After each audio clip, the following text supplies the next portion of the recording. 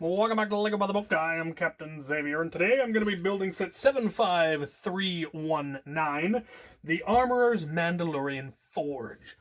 This is a set I hemmed and hawed about getting for far too long, and I finally pulled the trigger, and I'm glad I did, because it's got several, probably, I assume they are unique to this set, and they may show up in some other set eventually.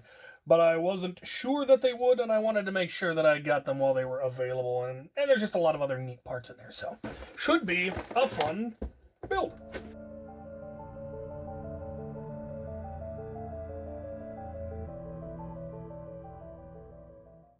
Our first minis, we have Jin and the Armorer, and they're wonderfully detailed figures. They've got printing on the legs, printing on the backs, printing on the arms. Well, he's got printing on his arms. Pretty cool. I think it's neat that they both just have blank black heads underneath, because I think this set came out in the show before we knew what he looked like, and we have no idea what she actually looks like.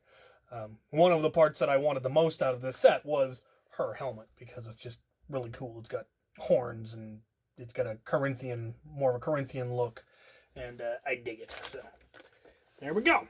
Now we build the thing.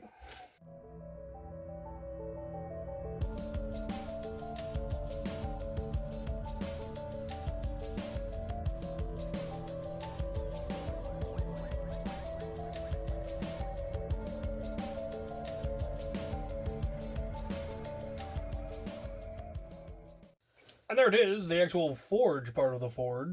It's actually a Beskar ingot there and everything. Pretty nifty. Seems to be a hidden little compartment under the table. I assume that's supposed to be a table. It's got what looks like a drink.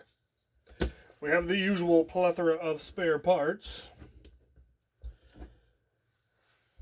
And as coincidence would kind of have it, we actually have enough parts to make a whole second one of Jin's blasters. Not quite the same parts, but meh, neat. Yeah, right. On to bag number 2. For Mini, we have Paz Vizsla with his heavy Mando armor, which is something I'd love to actually make someday. I'd like to make it as a proton pack, because of course I would. It's neat. I like it. I like the shoulder armor. I like how they did that. Good prints again. Very cool. Now we build a thing.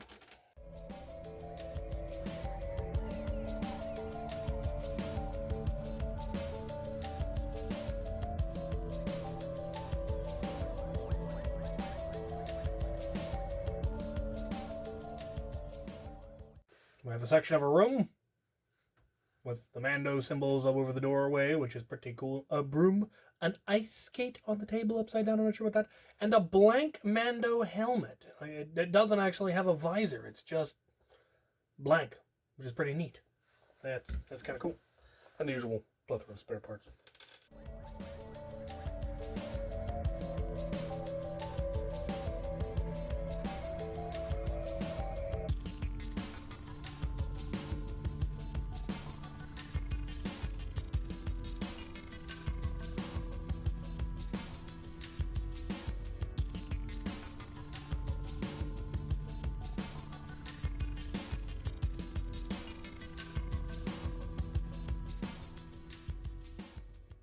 And there it is, completed, our forge. We have the forge thing here. We have what looks kind of like a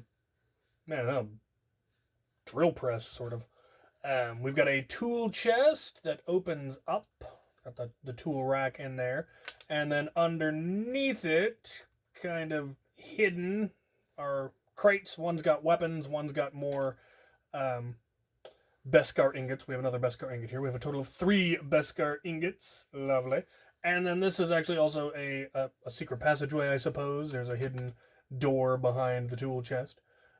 Pretty nifty. There are some neat parts, neat techniques. I enjoyed it. I'm glad I got it. The usual plethora of spare parts, including one nifty one. We got a number pad, a keypad. I think there was actually technically an extra thermal detonator too. There were 2 of them. But one can never have too many thermal detonators. So, yeah, there it is. plenty of good parts, and a couple I wanted. I will probably actually end up... I'm tempted to abscond with her helmet to make a character for one of my medieval armies, just because it's such a cool looking helmet.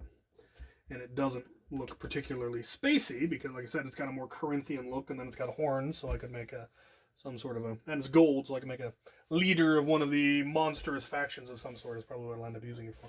So yeah, that's the plan. That is set 75319, the Armorer's Mandalorian Forge. Thank you for watching.